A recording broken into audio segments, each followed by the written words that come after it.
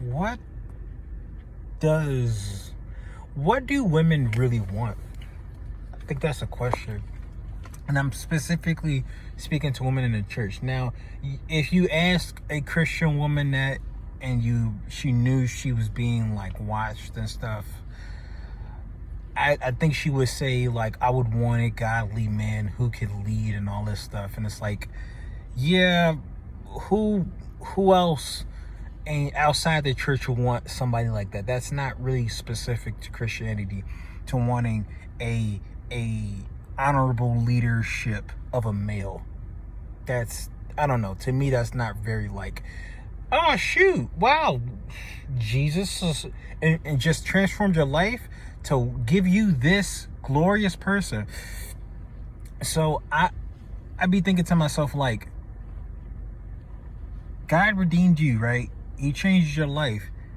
The Holy Spirit led this man to die and be reborn after 3 days, essentially dying and living again, from death, after death, being reborn in the flesh, glorified in the body, ascending to heaven, coming to God the Father, creating the church in the book of Acts, producing martyrs of the faith, except for John of Patmos. And you just want like a good guy for a husband? I've seen some women date non-believing men, and it perplexed me a bit, to be honest. You hear Christian men, they say, yo, what's going on? Dang, you shouldn't be trying to talk to that believing man. I mean, that non-believing man. You talk to him anyway. So for me, I'm like, yo, I guess, man, whatever. I'm trying not to be like confused, but I technically can't help myself when women who are clearly believers, right? They claim they're believers. When they're in these relationships, they say they're believers, and that they're just gonna be believers still. And I don't think this is uncommon, because they like non-believing men, and we weirdly enough, we claim we have this masculinity crisis. We claim we have this manhood crisis. I guess, man. I only say that in such doubt because that's not what Bible passage does this stuff have. We only have the men that we have based off what the Bible teaches, right? Not even right. I think that's it.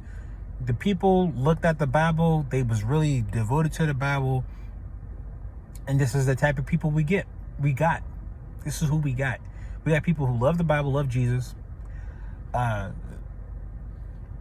We got people who, they might do the right things, fulfill societal expectations, get a good job, get a good career, and that's that,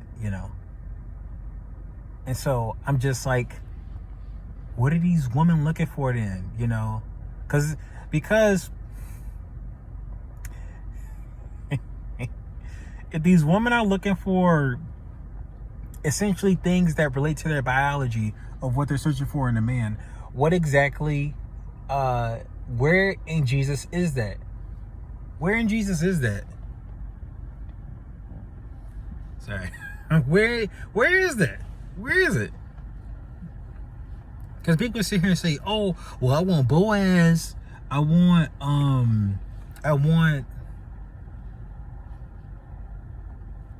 don't even know what the heck they want. I want Ephesians 5 man, a man who give his life. Most of these men would. But the thing, I'm sorry, I'm trying not to be so upset about it, but I remember back in the day, I was just like, I was so perplexed, so confused. And I was like, she said, I gotta be attracted to him. I'm not, I was just so confused, like, yo, these women are trying to talk to these Christian men. Why is that? And they said, well, I'm not attracted to him. I was thinking, to be fair, The women I liked and I looked at, they were pretty. They're pretty girls, pretty chicks. You know, I'm not gonna tell you specifically the people demographics. I said it. That should be telling enough. But it's just it's a little funny to me. It's real funny to me because I just be like,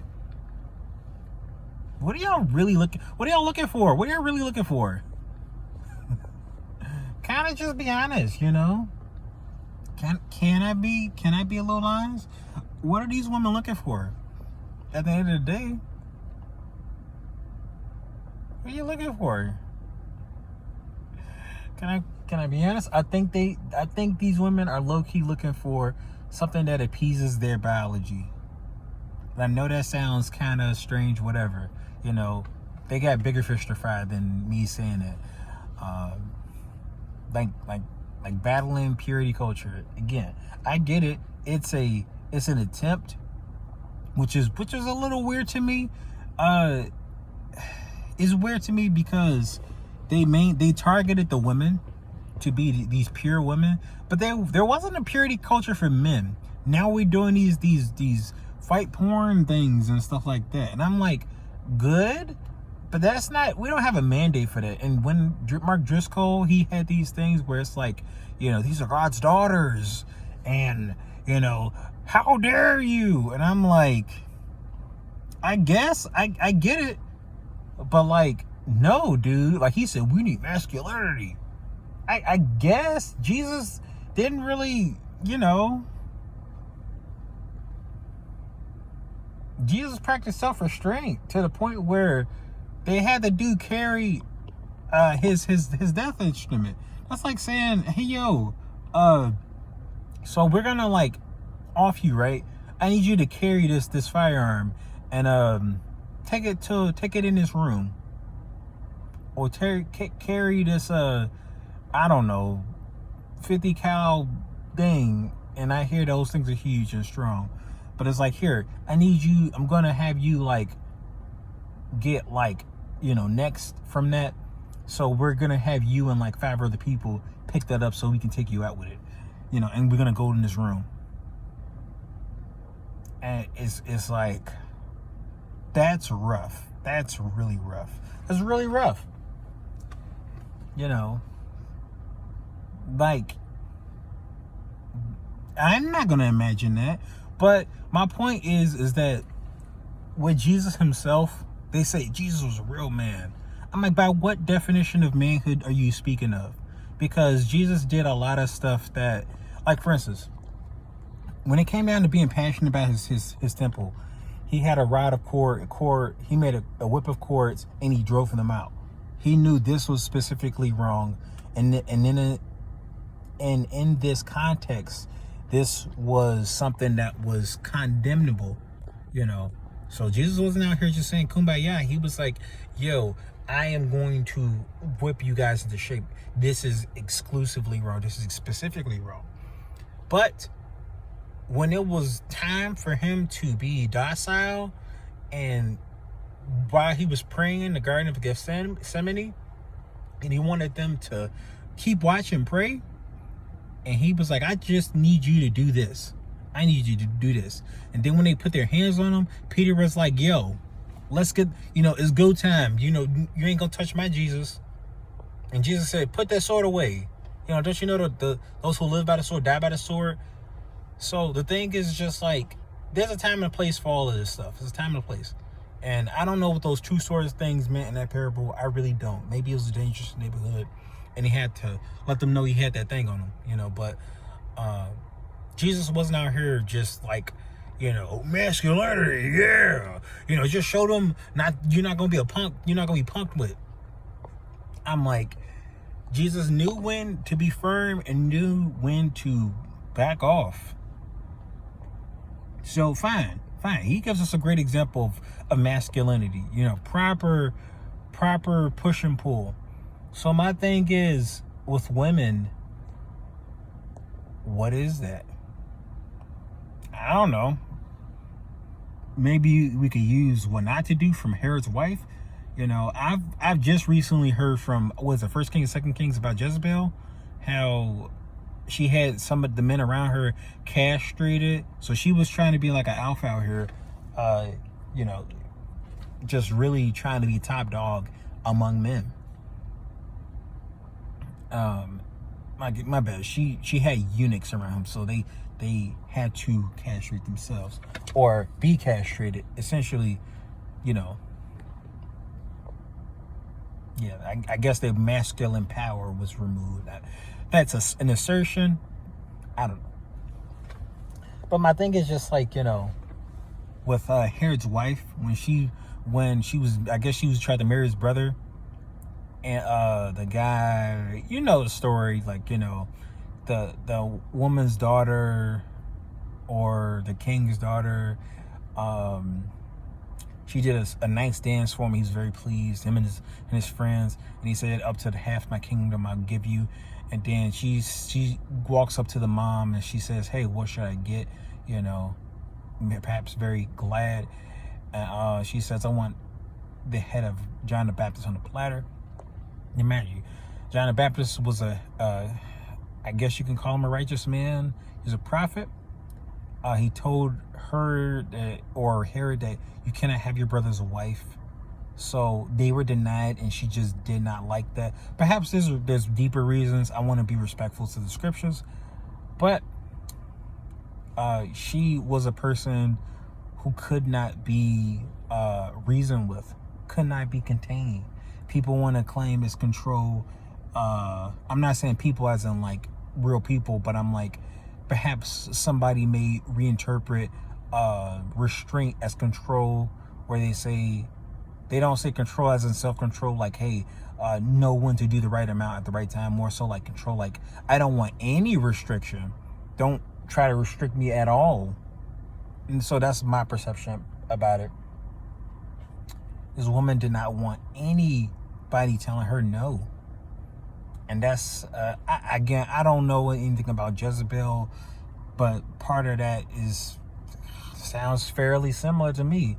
So a lot of the stuff in the Bible of First Corinthians, like, you know, the fruits of the Spirit, love, peace, patience, joy, kindness, gentleness, self-control, or I'm not sure of the verse, but it talks about the gentle and quiet spirit, character, things of that nature. None of this assumptive stuff, you know, I think God is the wind or something, or, you know, whatever, you know. I'm just saying extra biblical assumptions about God. What the heck is that with women? And I'm not saying women, like, what I'm inserting is that when women have a perception of God, what exactly is that? Now, I'm not saying women don't get it. There's plenty of women who do get it, you know. But in terms of expectations toward God and Christianity, what the heck is that? What is that? Is it gender neutral? Is the whole love, peace, patience, joy, kindness, gentleness, self-control, is that things that both genders have to just practice? Is that what women have to do? Because, you know, I hear things about people. They say that the women in the church say that the men aren't being held responsible. And I'm like, I don't think that's true whatsoever. I think men just, they're being told, and yet they still, just like anybody else, commit sin. Maybe I'm wrong. Maybe maybe there was no purity culture for men. You know, maybe not.